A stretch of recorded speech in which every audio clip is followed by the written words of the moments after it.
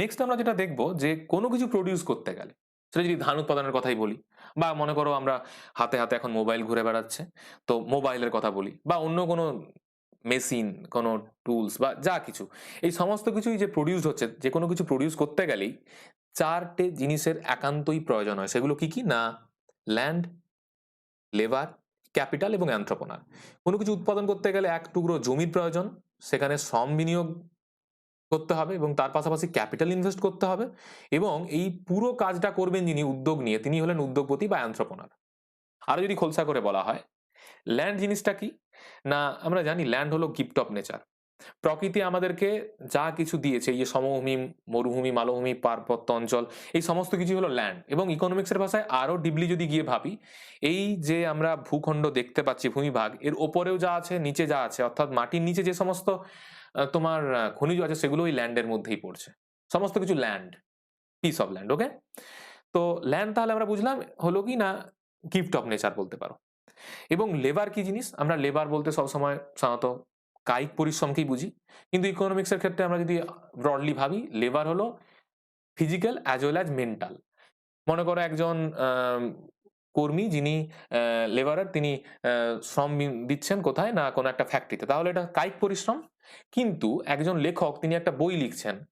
একজন শিক্ষক মহাশয়, তিনি স্কুলে বা কলেজে গিয়ে তিনি পড়াচ্ছেন।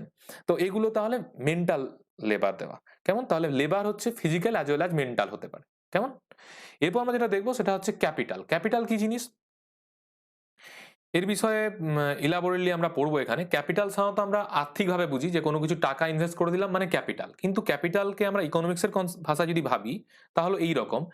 যেমন আমরা দেখলাম ল্যান্ড হলো গিফট অফ নেচার, ক্যাপিটাল হলো ঠিক তার উল্টো। এটা হলো ম্যান মেড ওয়েলথ, অর্থাৎ মানুষ যত কিছু সম্পদ তৈরি করেছে নিজের প্রয়োজনের তাগিদে, সেগুলোকেই বলতে পারি ক্যাপিটাল। যদি সেটা প্রোডাকশনের কাজে আসে, এবং সেটা প্রোডাকশনের কাজে আসবেও। মানুষ যত সমস্ত কিছু সম্পদ তৈরি করেছে, সেগুলোকেই বলা হচ্ছে ক্যাপিটাল। তাহলে এগুলো ম্যান মেড। এবং এই কারণেই বলা হচ্ছে কি capital is produced means of production. এই প্রোডাকশনের কাজে একে প্রয়োজন হচ্ছে, কারণ এগুলোকে বলা হচ্ছে ফ্যাক্টরস অফ প্রোডাকশন। এই চারখানা ফ্যাক্টর না হলে কোনো কিছু উৎপাদন করা সম্ভব নয়, সেটা আমরা একটু পরে একটা উদাহরণ দিয়ে বুঝবো। এক্ষেত্রে আমরা তো ইন্ডিভিজুয়াল ফ্যাক্টরগুলো নিয়ে এখানে বোঝার চেষ্টা করছি, জানার চেষ্টা করছি কিছু তথ্য। সেক্ষেত্রে আমরা যেটা দেখলাম, ক্যাপিটাল তাহলে প্রোডিউসড মিনস অফ প্রোডাকশন। যেহেতু বললাম এটা ম্যান মেড, মানুষ তৈরি করেছে, এই কারণে প্রোডিউসড মিনস অফ প্রোডাকশন। আবার সেটা মানুষ তৈরি করার পর আবার সেটাকে প্রোডাকশনের কাজেই ব্যবহার করছে, কারণ এটা একটা ফ্যাক্টর অফ প্রোডাকশন, এই ক্যাপিটাল। তাই আমরা বলছি কি এটা ম্যান মেড, এই কারণে একে বলছি capital is produced means of production. এবং এই ক্যাপিটালকে আমরা দুটো ভাগে ভাগ করতে পারি। এক হলো ফিক্সড ক্যাপিটাল, আর একটা হলো ওয়ার্কিং ক্যাপিটাল। ফিক্সড ক্যাপিটাল কি জিনিস? একদম সহজ সরলভাবে বললে, যেই সমস্ত ক্যাপিটালগুলোকে আমরা উৎপাদনের ক্ষেত্রে বারবার ব্যবহার করতে পারি, সেগুলোকে বলা হয় fixed capital. Are working capital হলো সেই ধরনের ক্যাপিটাল যেগুলোকে আমরা উৎপাদনের কাজে একবারই ব্যবহার করতে পারি, ওয়ান টাইম ইউজ করা যাবে। একবার ব্যবহার করো উৎপাদনের কাজে, তারপর সেটা আর থাকবে না, ওই উৎপাদনের প্রসেসে ওটা কনজিউম হয়ে যাবে বলা যেতে পারে। তাকে আমরা বলবো কিনা ওয়ার্কিং ক্যাপিটাল। উদাহরণ হিসেবে বললে, ফিক্সড ক্যাপিটাল যেমন মনে করো হতে পারে একটা মেশিন। মনে করো চাষের কাজে ব্যবহার করা কোনো ট্রাক্টর, থ্রেসিং, গ্রিন্ডিং এর মেশিন, এই ধরনের যে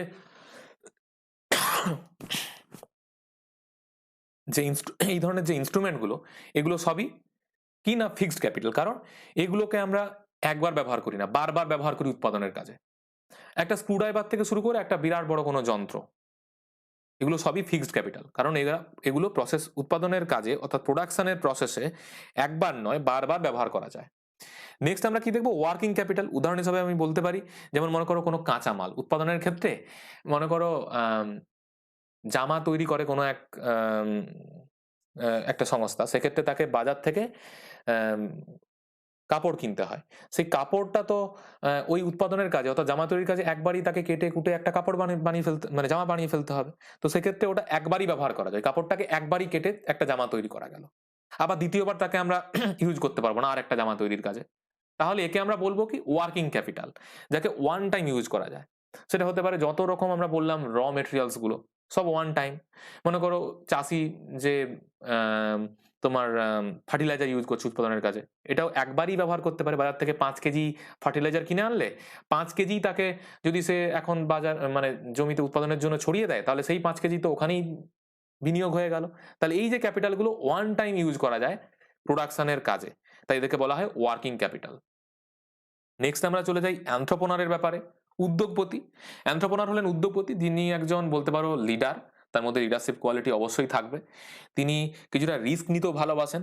তিনি উৎপাদনের কাজটা করার জন্য এই যে বাকি যে ফ্যাক্টরগুলো ল্যান্ড, লেবার এবং ক্যাপিটাল সবগুলোকে একই ছাতার তলায় এনেছেন।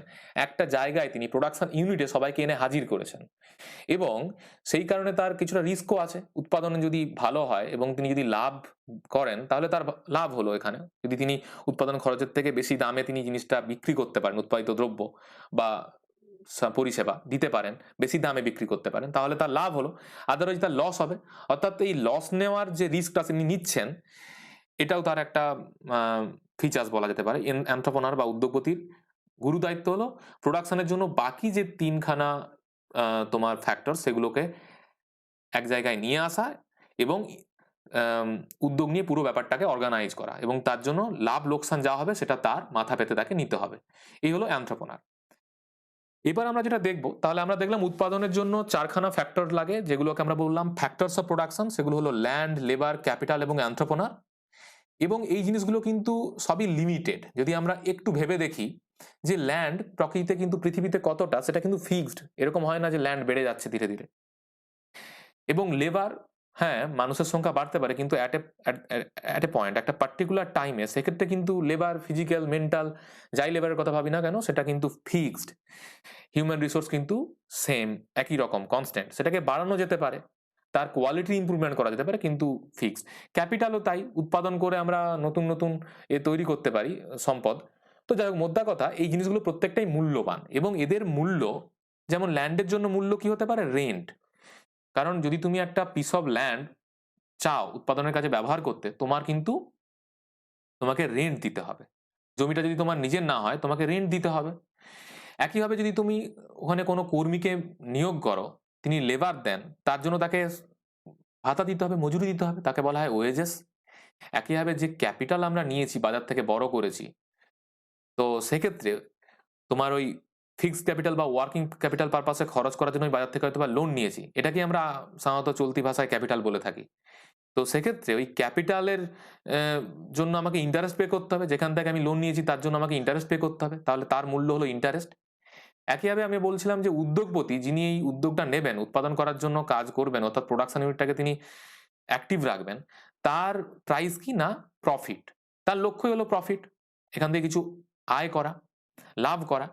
তাহলে এই যে ৪ খানা আমরা পড়লাম, রেন্ট, ওয়েজেস, ইন্টারেস্ট এবং প্রফিট, এগুলো হলো ফ্যাক্টর প্রাইসিং। অর্থাৎ এই যে ফ্যাক্টরগুলো আছে, ল্যান্ড, লেবার, ক্যাপিটাল এবং এন্ট্রপ্রেনার, তাদের মূল্য বা তাদের প্রাইসিং, সেগুলোই হলো ফ্যাক্টর প্রাইসিং। এবং ফ্যাক্টর প্রাইসিংকে আমরা ফ্যাক্টর ইনকামও বলে থাকি। কেন ফ্যাক্টর ইনকাম বলি? কারণ এই মনে করো কোনো একটা প্রোডাকশন হচ্ছে, একটা রুটি তৈরির কারখানা। সেখানে কারখানাটা তৈরি করার জন্য তোমার একটা পিস অফ ল্যান্ড লেগেছে। তো সেক্ষেত্রে পিস অফ ল্যান্ডটা যার কাছ থেকে আমি ভাড়ায় নিয়েছি, তাকে আমাকে রেন্ট দিতে হবে। যিনি ওই ল্যান্ডের ওনার, তিনি তাহলে এখান থেকে আয় করবেন, তাকে ফ্যাক্টরের তার ইনকাম কি? রেন্ট। একইভাবে ওখানে কিছু মানুষ কি ওখানে কাজকর্ম করবেন, রুটি তৈরির কাজ। তো তারা যেহেতু তাদের কায়িক পরিশ্রম করছেন, physical as well as mental লেবারও প্রয়োজন হতে পারে, সেক্ষেত্রে সেই লেবার দেওয়ার জন্য তারা পারিশ্রমিক পাবেন, দ্যাট ইজ ওয়েজেস। এবং ক্যাপিটাল ওখানে যারা ইনভেস্ট করেছেন, তারা তার জন্য ক্যাপিটালের জন্য ইন্টারেস্ট পাবেন, সুদ দিতে হবে তাদেরকে। এটা এই ক্যাপিটালের যারা ইনভেস্টর, তাদের ইনকাম, ফ্যাক্টরের ইনকাম, এটাও একটা। একইভাবে এন্ট্রপ্রেনার, যিনি উদ্যোগপতি, যিনি রিস্কটা নিচ্ছেন প্রোডাকশনের, তার জন্য কি মূল্য? না, তার মূল্য হলো প্রফিট। তাহলে এগুলো যেহেতু প্রত্যেকটা ফ্যাক্টরের প্রাইসিং, তাই এদেরকে ফ্যাক্টর প্রাইসিং যেমন বলছি। একইভাবে এই ফ্যাক্টরগুলো যারা ওনার, এন্ট্রপ্রেনার, ক্যাপিটাল, লেবার, ল্যান্ড, এদের যারা ওনার, তাদের যেহেতু এগুলো ইনকাম, তাদের পকেটে যেহেতু এই টাকাগুলো যাবে, রেন্টটা ল্যান্ডের ওনারের পকেটে যাবে, ওয়েজেস যাবে যিনি লেবার দিচ্ছেন তার পকেটে, ক্যাপিটাল যিনি ইনভেস্ট করেছেন তার পকেটে ইন্টারেস্টটা ঢুকবে, একইভাবে এন্ট্রপ্রেনারের পকেটে ঢুকবে প্রফিট। তাই একে আমরা ফ্যাক্টর ইনকাম বলতেই পারি। এগুলো ফ্যাক্টরগুলোর ইনকাম। তাহলে নির্ঘাত এটুকু আমরা বুঝতে পেরেছি যে কোনো কিছু প্রডিউস করতে গেলে আমাদের ৪ খানা ফ্যাক্টর একান্তই জরুরি। সেগুলো হলো ল্যান্ড, লেবার, ক্যাপিটাল এবং এন্ট্রপ্রেনার, এবং এইগুলোকেই আমরা ফ্যাক্টরস অফ প্রোডাকশন বলছি। যেমন আমরা যদি একটা চাষের কথা বলি, কোনো একটা মনে করো ধান চাষ, একটা প্রোডাকশন, ধানের প্রোডাকশন হচ্ছে, ইকোনমিক একটা অ্যাক্টিভিটি। সেখানে এক খণ্ড জমির প্রয়োজন হয়েছে, কায়িক পরিশ্রম করতে হচ্ছে, জমি চষতে হচ্ছে, লাঙল করা, তারপর জল দেওয়া তাকে, তারপর মানে সেচ ব্যবস্থা, তারপর সেখানে সার দেওয়া, বীজ রোপণ বা চারা রোপণ, হেনা-তেনা এই সমস্ত কাজ। এমনকি পরে ধান কাটা, থ্রেসিং, গ্রিনিং পুরো প্রসেসটা। তো একেই আমরা বলছি কি এখানে এর জন্য লেবার দিতে হচ্ছে, তাহলে লেবারটা কেউ একজন দেবেন। এছাড়া ক্যাপিটাল, ধান বীজ থেকে শুরু করে এই তোমার সার দেওয়া, জল যে সেচ তার জন্য ব্যয়, সমস্ত কিছু ক্যাপিটাল না হলে কোথা থেকে আসবে? তাহলে এগুলোর জন্য ক্যাপিটাল প্রয়োজন। এবং এন্ত্রপ্রেনার যিনি চাষী, তিনি সাধারণত উদ্যোগ নিয়ে পুরো চাষটা করছেন, তিনি লাভের মুখ দেখবেন এই আশায়। তাহলে তিনি হলেন এখানে উদ্যোগপতি। তাহলে আমরা দেখলাম কিভাবে এই ৪ টা ফ্যাক্টর কোনো কিছু প্রোডাকশনের ক্ষেত্রে বিশেষভাবে বা নিবিড়ভাবে ইনভলভ বা যুক্ত। নেক্সট আমরা চলে যাব কোথায়? না আমরা দেখেছিলাম there are 3 most important economic activities: production, consumption and investment. এদের মধ্যে প্রোডাকশন সম্বন্ধে আমরা বিস্তারিত পড়লাম। এরপর দেখব কনজাম্পশন। কনজাম্পশন জিনিসটা কি? It is the process of using goods and services to satisfy wants. আমরা নিজেদের জন্য বা নিজেদের ফ্যামিলি মেম্বারের জন্য, বন্ধু-বান্ধব, পরিবার-পরিজন সবার জন্য, এমনকি নিজেদের পোষ্যের জন্য প্রয়োজনের তাগিদে আমরা কি করি? বিভিন্ন রকম জিনিসপত্র কিনি। সেটা খাবার-দাবার, পড়ার জিনিস, মাখার জিনিস, এমনকি বিভিন্ন রকম সার্ভিসও আমরা নিই। পরিষেবা নিই। তাহলে এই সমস্ত কিছুকেই আমরা যখন আমরা নিজেরা উৎপাদন করছি না, কিন্তু অন্য কারো কাছ থেকে নিয়ে আমরা কনজিউম করছি, আমরা তার উপভোগ করছি বা সেটা খাচ্ছি, পরছি, মাখছি, তখন তাকে বলা হবে কনজাম্পশন। সেটা এখানে লেখা আছে। It is the process of using goods and services to satisfy wants. চাহিদা পূরণের জন্য আমরা যখন গুডস অ্যান্ড সার্ভিসেসকে ব্যবহার করব, তখন তাকে বলা হবে কনজাম্পশন। এবং ইনভেস্টমেন্ট আরেকটা ইম্পর্টেন্ট ইকোনমিক অ্যাক্টিভিটি। ইনভেস্টমেন্ট সাধারণত ২ ধরনের হয়। It is of 2 types.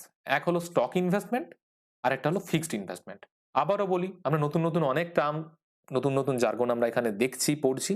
এগুলো দেখে ভয় পাওয়ার কিচ্ছু নেই। শব্দগুলো একটা করে পড়ো এবং মাথায় ঢুকিয়ে রাখো। গল্পের ছলে পুরোটা একটা দরকার হয় মাইন্ড ম্যাপ তৈরি করে খাতায় নোট ডাউন করে নাও তুমি। ফ্লো চার্ট বানিয়ে যেভাবে সম্ভব তোমার জন্য যেভাবে সুইটেবল মনে হবে বানিয়ে নাও এবং এগুলো মনে রাখো। দেখবে অতি সহজেই পুরো সিলেবাসটা, আজকে তো এটা প্রথম ক্লাস, পুরো সিলেবাসটাই যেটা আমাদের ডাব্লিউএস এর জন্য যতটা প্রয়োজন পুরোটাই মাথায় ঢুকে যাবে। হয়তো তুমি এই সাবজেক্টের এক্সপার্ট হবে না তৈরি, কিন্তু ডাব্লিউএস এর জন্য যতটুকু প্রয়োজন ডাব্লিউবিসিএস এর জন্য ততটা তোমরা জানতে বুঝতে পারবে নিজেরা অতি সহজে। তাহলে আমরা যেটা বলছিলাম, নতুন কোন রকম শব্দ দেখে সেগুলো দেখে ঘাবড়ে যাওয়ার কোনো প্রয়োজন নেই। আচ্ছা, তাহলে আমরা যেটা পড়ছিলাম এখানে, ইনভেস্টমেন্টকে আমরা দুটো ভাগে ভাগ করেছি। এক হলো স্টক ইনভেস্টমেন্ট, আর একটা হলো কি না ফিক্সড ইনভেস্টমেন্ট। তো স্টক ইনভেস্টমেন্ট কি ধরনের জিনিস? উৎপাদনের জন্য তো আমরা জানি ইনভেস্ট করতে হয়। তো উৎপাদনের জন্য প্রোডাকশন ইউনিটগুলো ইনভেস্ট করে থাকে। তো ইনভেস্টমেন্ট যেখানে স্টক ইনভেস্টমেন্ট কাকে বলবে? না investment for stocking raw materials, semi finished goods, finished goods. এর পেছনে এগুলোকে স্টক করার জন্য যদি কাঁচামাল এবং সেমি ফিনিশড এবং ফিনিশড গুডসকে যদি স্টক করার জন্য যদি আমাকে ইনভেস্ট করতে হয়, তখন তাকে বলা হবে স্টক ইনভেস্টমেন্ট। যেটা এখানে মজার বিষয় যে প্রোডাকশন ইউনিটগুলোকে প্রোডাকশন প্রসেসটাকে স্মুথলি কন্টিনিউ করার জন্য কাঁচামাল কিন্তু সবসময় কিছুটা মজুদ রাখতেই হয়। তাহলে যতটা আমি কিনে আনলাম বাজার থেকে পুরোটা প্রডিউস করে প্রোডাকশনের কাজে ব্যয় করে দিলাম, তাহলে কিন্তু একটা টান পড়বে। তো ফ্লোটা ঠিকঠাক বজায় রাখার জন্য কিছুটা এক্সট্রা র মেটেরিয়াল কিনে তাকে জমা রাখতে হবে, মজুদ রাখতে হবে। একইভাবে যখন কোনো একটা ফিনিশড গুডস আমাদের কাছে এসে পৌঁছায়, মনে করো একটা পিস অফ ক্লোথ, একটা কোনো গার্মেন্ট, কোনো একটা পোশাক, সেটা কিন্তু অনেকগুলো স্টেপ ফলো করে, অনেকগুলো স্টেজ অতিক্রম করে আমাদের কাছে এসে পৌঁছায়। প্রথমে চাষি তুলো চাষ করেছেন, তারপর সেখান থেকে সেই তুলো হচ্ছে থেকে বুনে সুতো তৈরি করা, মানে তুলো থেকে সুতো তৈরি করা হয়েছে। সেই সুতোকে বুনে কাপড়ের পিস অফ ক্লোথ তৈরি করা হয়েছে। তারপর তাকে ডাই করা হয়েছে, তার রং দেওয়া হয়েছে, ডাইং হয়েছে। তারপর সেই রঙিন কাপড়ের টুকরোকে প্রয়োজন মতো কেটে স্টিচ করে সেটাকে একটা পোশাকের আকার দেওয়া হয়েছে এবং সেটাই আসছে বাজারে কোনো এক দোকানে, যেখান থেকে আমরা কিনছি। তাহলে এই যে পুরো প্রসেসটা চলার সময় বিভিন্ন স্টেজে যেটা আমরা দেখলাম, বিভিন্ন ধাপে বিভিন্ন স্তরে সেমি ফিনিশড গুডস, যেমন এই যে সুতো যে তৈরি হলো, এটা একটা সেমি ফিনিশড গুড। এই যে হঠাৎ করে মাঝে দেখলাম তোমার উভেন পিস অফ ক্লোথ, একটা কাপড়ের টুকরো সুতো থেকে যেটা তৈরি হলো, সেটাও একটা সেমি ফিনিশড গুড। ফিনিশড তো নয়, একদম ফাইনাল যেটা আমরা কিনছি বাজার থেকে ওটা ফিনিশড গুডস। তার আগে যতগুলো মাঝের স্টেপে যেগুলো প্রডিউস হয়েছে সেগুলো সব সেমি ফিনিশড গুডস। এগুলোও কিন্তু প্রোডাকশন প্রসেসের সময় এগুলোকে মজুদ রাখতে হয় কিছু। পুরোটাই যতটা একটা কোনো সংস্থা প্রোডাকশন ইউনিট কেনে, পুরোটা উৎপাদনের কাজে ব্যয় করে দিতে পারে না। সেমি ফিনিশড গুডসকেও তাদেরকে জমা রাখতে হয়। একইভাবে ফিনিশড গুডস আমরা যেখান থেকে কিনছি, মনে করো কোনো একটা জায়গায় গোডাউনে এটা স্টক করে রাখা আছে, তারাও কিন্তু পুরো গোডাউন উজাড় করে বিক্রি করে দেন না গোডাউনের মালিক। ওই তাদের কাজ হলো কি, যে মার্কেটে নতুন চাহিদা তৈরি হতে পারে, হঠাৎ করে যদি এক্সট্রা ডিমান্ড তৈরি হয় তখন আমি কিন্তু ওটা বেশি দামে বেশি মুনাফায় বিক্রি করতে পারবো। এই কারণে তাকে কিছু স্টক রাখতে হয়। তাহলে আমরা যেটা দেখলাম, পুরো পুরো প্রোডাকশন প্রসেসটা জুড়ে র মেটেরিয়াল, সেমি ফিনিশড গুডস এবং ফিনিশড গুডস স্টক করার জন্য উদ্যোগপতিরা যে পরিমাণ টাকা বিনিয়োগ করে থাকেন তাকেই বলা হয় স্টক ইনভেস্টমেন্ট। এবং এর আরো একটা নাম আছে যাকে বলা হয় ইনভেন্টরি ইনভেস্টমেন্ট। আরেক নাম তাহলে স্টক ইনভেস্টমেন্টের কি দেখলাম না, ইনভেন্টরি ইনভেস্টমেন্ট। আবারও বলি, নতুন শব্দ, বারবার পড়তে পড়তে ঠিক মাথায় ঢুকে যাবে এবং অতি সহজেই মনে থাকবে। নেক্সট আমরা দেখবো যেটা, সেটা হলো ফিক্সড ইনভেস্টমেন্ট। প্রোডাকশন ইউনিটগুলো চালানোর জন্য কিছু ডিউরেবল ইউজ গুডসেরও প্রয়োজন হয়। আমরা আগেই পড়েছি প্রোডাকশন ইউনিটগুলো চালানোর জন্য ডিউরেবল ইউজ প্রডিউসার গুডস, যেগুলো যেমন মনে করো হতে পারে কোনো একটা মেশিন, একটা ইকুইপমেন্ট, একটা ভেহিকেল, একটা ফ্যাক্টরি বিল্ডিং, যেখানে বিল্ডিংটা প্রোডাকশনের জন্য ব্যবহার হবে, যেখানে ফ্যাক্টরিটা এস্টাবলিশ করা হয়েছে, প্রতিষ্ঠা করা হয়েছে। তো এইগুলো সব প্রোডাকশন প্রসেসে একবার ব্যবহার হয়ে যাচ্ছে তা নয়, একবারই ব্যবহার করে কনজিউম হয়ে গেল, দ্বিতীয়বার ব্যবহার হবে না তা নয়, এগুলো বছরের পর বছরই প্রোডাকশন ইউনিটটা এগুলো ব্যবহার করে। এই কারণে এগুলোকে আমরা ডিউরেবল ইউজ গুডস বলি। এবং এগুলোকে আমরা এর জন্য, এগুলো কেনার জন্য বা এগুলোকে প্রোডাকশনের কাজে ব্যবহার করার জন্য আমাকে কোথাও থেকে কিনতে হবে, এবং তার জন্য প্রোডাকশন ইউনিটগুলো যে পরিমাণ টাকা বিনিয়োগ করে তাকেই বলা হবে ফিক্সড ইনভেস্টমেন্ট। আশা করি ক্লিয়ার হয়েছে। এবং এই ফিক্সড ইনভেস্টমেন্টের আরেক নাম হলো ক্যাপিটাল ফর্মেশন। কারণ আমরা দেখো এখানে ক্যাপিটাল তৈরি করছি, এগুলো তো সব তো ক্যাপিটাল। আমরা একটু আগেই পড়লাম এগুলো সব কি না, fixed capital. Machine, equipment, vehicle, factory building, আমরা একটু আগেই পড়েছিলাম ক্যাপিটালের যে ক্যাপিটাল হলো একটা ফ্যাক্টরস অফ প্রোডাকশন, এক ধরনের একটা ফ্যাক্টর অফ প্রোডাকশন, এবং এর দুটো ভাগ দেখেছিলাম আমরা, ফিক্সড ক্যাপিটাল এবং ওয়ার্কিং ক্যাপিটাল। তাদের মধ্যে এগুলো হলো কি না, এগুলো সব ফিক্সড ক্যাপিটাল। এবং এই ফিক্সড ক্যাপিটাল খাতে যে ইনভেস্টমেন্ট হচ্ছে তাকে আমরা বলছি কি না, ফিক্সড ইনভেস্টমেন্ট বা ক্যাপিটাল ফরমেশনও বলে থাকি একে। তাহলে আমরা ইনভেস্টমেন্ট প্রসঙ্গে আমরা বেশ কিছু তথ্য আমরা এখানে পেলাম। তবে এই ইনভেস্টমেন্টকে আমরা যদি এর সংজ্ঞা জানতে বুঝতে চাই তাহলে এইরকম একটা তথ্য এখানে পড়তে হয়। Investment is also known as capital accumulation. Capital accumulation, উদ্যোগপতি প্রোডাকশন ইউনিটটাকে চালানোর জন্য কি করছেন না, ক্যাপিটাল অ্যাকিউমুলেট করছেন। ইনভেস্টমেন্ট মানে তো তাই, বিভিন্ন রকম ওই গাড়ি ঘোড়া, মেশিন, বিভিন্ন যন্ত্রাংশ, তো বিল্ডিং, এইগুলো সব কিন্তু তিনি এক জায়গায় নিয়ে আসছেন, জমা করছেন, তাই ক্যাপিটাল অ্যাকিউমুলেশন একে বলা যেতে পারে ইনভেস্টমেন্টকে। বা মনে করো ওয়ার্কিং ক্যাপিটালকেও অ্যাকুমুলেট করা যেতে পারে। এই যে বলছিলাম এখানে আমরা যে র মেটেরিয়ালকে অ্যাকুমুলেট করছেন, সেমি ফিনিশড গুডসকে, ফিনিশড গুডসকে, তাহলে এগুলো সব কি না, ক্যাপিটাল অ্যাকিউমুলেশন। তাই ইনভেস্টমেন্টকে আমরা বলতে পারি কি না, ক্যাপিটাল অ্যাকিউমুলেশন। এই ওয়ান লাইনারগুলোই কিন্তু বিরাটভাবে গুরুত্বপূর্ণ। এখান থেকে প্রিলিমস বা মেন্সে দেখবে হুবহু কোশ্চেন কপি হচ্ছে। তাই প্লিজ রিড অ্যাটেন্টিভলি, খুব ভালোভাবে মাথার মধ্যে একদম গেঁথে নাও। এই ক্যাপিটাল অ্যাকিউমুলেশনকে আমরা বলতে পারি কি, এটা হলো actually addition of new capital goods to the existing stock of capital goods. Already production ইউনিটটার কিছু ক্যাপিটাল গুডস ছিল, তার সাথে আমি আরো নতুন কিছু ক্যাপিটাল গুডস আমি যোগ করলাম যাতে প্রোডাকশনটা স্মুথলি চলে। কখনোই আমার ওই সমস্ত প্রোডাকশন এর জন্য ওই যে গুডসগুলো প্রয়োজন সেগুলো কখনো যাতে ঘাটতি না হয়। বা এটাকে আমরা স্ল্যাশ দিয়ে লেখা আছে একেই, এই ক্যাপিটাল অ্যাকুমুলেশনকে আমরা বলতে পারি কি, বা ইনভেস্টমেন্টকে আমরা বলতে পারি Real change in capital stock. এটাও একটা ওয়ান লাইনার, খুবই গুরুত্বপূর্ণ। বলতে পারে হোয়াট ইজ ইনভেস্টমেন্ট, অপশন হয়তো বা এবিসিডি অনেকগুলো থাকবে, তার মধ্যে একটা অপশন থাকবে এরকম, Real change in capital stock.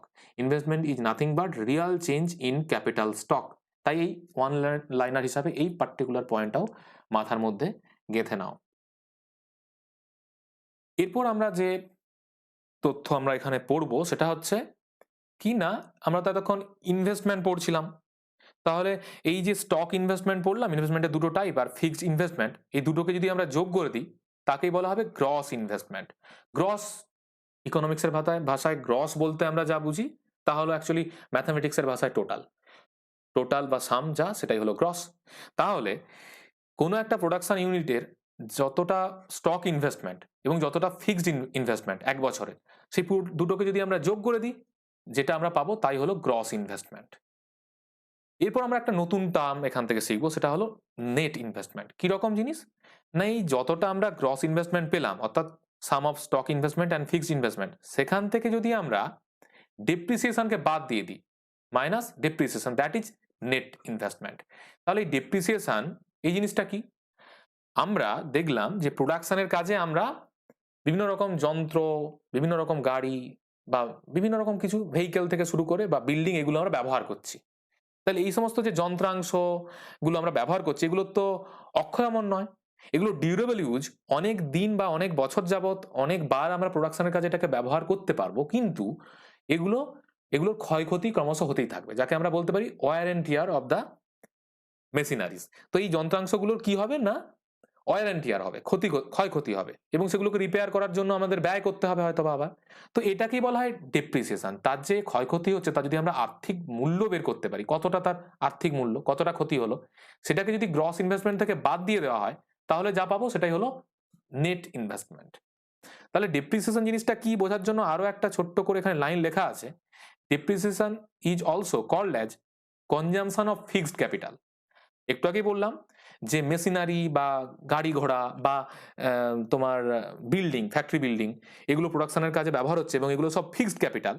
এগুলোরই কালের নিয়মে এগুলোর ক্ষয়ক্ষতি হচ্ছে, ব্যবহার করছি যেহেতু আমরা প্রোডাকশনের জন্য, সেক্ষেত্রে এর ওয়্যার অ্যান্ড টিয়ার হচ্ছে। তাই এর জন্য ডেপ্রিসিয়েশন যেহেতু, তাই একে আমরা বলতে পারি consumption of fixed capital. Fixed ক্যাপিটালকে যেন আমরা কনজিউম করে ফেলছি, তার জন্যই ডেপ্রিসিয়েশন। তাই এখানে বলা আছে depreciation is also called as consumption of fixed capital. আশা করি ক্লিয়ার হয়েছে। নেক্সট আমরা যে তথ্য এখানে পড়বো তা হলো এইরকম। আমরা তাহলে বুঝলাম যে ইকোনমিক অ্যাক্টিভিটি হলো তিনটে জিনিস, mainly production, consumption and investment. আমরা ইকোনমিক অ্যাক্টিভিটি করি কেন? একটু আগেই পড়লাম আমরা যে এই ইকোনমিক অ্যাক্টিভিটি করার জন্য যে সিস্টেমটা তৈরি করেছি সেটা হলো ইকোনমি। যেমন ইন্ডিয়ান ইকোনমি তার একটা উদাহরণ। এবং এই ইকোনমি নামক সিস্টেমটা তৈরি করার কারণ হলো জীবন ধারণ করা। এবং এই জীবন ধারণ করার জন্য আমাদের কাছে আমরা জানি ইনকাম খুব গুরুত্বপূর্ণ। তাই আমরা দেখলাম এই প্রোডাকশনের জন্য সবাই ঝাঁপিয়ে পড়ছে। নিজের জমি থাকলে সে ল্যান্ড প্রোডাকশনের জন্য দিচ্ছে, লেবার দিচ্ছে, নয়তোবা ক্যাপিটাল ইনভেস্ট করছে, নয়তোবা নিজে উদ্যোগ নিয়ে ওই পুরো প্রোডাকশন ইউনিটটা চালাচ্ছে। সেক্ষেত্রে এই যে আমরা এদের ফ্যাক্টরগুলো পড়লাম, 4 ফ্যাক্টরস অফ প্রোডাকশন, তাদের ইনকামের কথাও জানলাম, যাকে আমরা ফ্যাক্টরস ইনকাম বলছি। তো সেই ইনকাম আবার আমরা নিজেদের প্রয়োজনের তাগিদে, মনে করো একজন চাষি উদ্যোগ নিয়ে চাষ করেছেন এবং তার যে ইনকাম হলো সেটা তিনি কিন্তু নিজের জীবন ধারণের জন্য ওই ইনকামটা বিভিন্ন জায়গায় ব্যয় করবেন। ডাক্তার দেখানোর জন্য প্রয়োজন হতে পারে, বা লৌকিকতার জন্য, সামাজিকতার জন্য হয়তো বা ব্যয় করতে হতে পারে, বা কোনো জায়গায় ভ্রমণে যেতে গেলে হয়তো বা বেড়াতে গেলে হয়তো বা টাকার প্রয়োজন হতে পারে। তাহলে এই আমরা ইনকামটা বিভিন্নভাবে ব্যবহার করে থাকি। ইনকামের কিছুটা অংশ আমরা কি করি না, কনজাম্পশনের কাজে ব্যবহার করি। যিনি ইনকাম করেছেন, যিনি আর্ন করছেন, তার একটা অংশ তিনি কনজিউম করবেন এবং তার জন্য বিভিন্ন রকম জিনিসপত্র ওই টাকা ব্যয় করে তিনি কিনবেন এবং সেটা খাবেন, পরবেন, মাখবেন বা কোনো রকম সার্ভিস তিনি অ্যাভেল করবেন, পরিষেবা উপভোগ করবেন। এবং তার জন্য যে পরিমাণ ওই খাতে তিনি ব্যয় করবেন তাকে বলা হবে কনজাম্পশন এক্সপেন্ডিচার। তাহলে তিনি কনজাম্পশনের জন্য তার আয়ের যতটা অংশ তিনি ব্যয় করছেন তাকে বলা হবে কনজাম্পশন এক্সপেন্ডিচার। এবং এই কনজাম্পশন এক্সপেন্ডিচারে টাকা ব্যয় করার পর যতটা তার বেঁচে থাকবে, ইনকামের যতটুকু অংশ আর তার বেঁচে থাকবে, সেটা তিনি জমা করবেন, যাকে বলা হচ্ছে সেভিংস। হতে পারে সেটা বাড়িতে ভাঁড়ের মধ্যে জমিয়ে রাখাই হোক, মাটির মধ্যে পুঁতে রাখলেন হয়তোবা, নয়তোবা ব্যাংকে জমা দিলে, বা অন্য কোনো জায়গায় তুমি জমা রাখলে, তো কোনো ইনস্টিটিউটে। তো এই যে ব্যাপারটা কি বলা হয় সেভিংস। তাহলে মেনলি ইনকামকে তাহলে আমরা দুটো ভাগে ভাগ করতে পারি। একটা অংশ কনজাম্পশনের জন্য দরকার হয়, যাকে বলছি আমরা কনজাম্পশন এক্সপেন্ডিচার, এবং বাকিটা সেভিংস। তাই কনজাম্পশন এক্সপেন্ডিচার প্লাস সেভিংস, এটাই হলো ইনকাম, টোটাল ইনকাম। তাহলে আমরা উল্টোভাবে বলতে পারি সেভিংস জিনিসটা কি না, savings is equal to income minus consumption expenditure. খুবই সহজ একটা সমীকরণ, মাথায় রাখতে হবে, কিচ্ছু নেই এর মধ্যে, এবং এখান থেকেই খুব সহজেই আমরা আনসার করতে পারবো প্রিলিমসের জন্য কোশ্চেন আসলে। এই পর্যন্ত আমাদের প্রথম ক্লাস এই টোটাল কোর্সটার। পুরো কোর্সটা আশা করি তোমরা কন্টিনিউ করবে এবং আশা করবো তোমাদের ইকোনমিক সাবজেক্টের প্রতি যা ভীতি আছে দূর হবে এবং বেশ ভালো লাগবে সাবজেক্টটা। Okay, thanks for watching and all the best.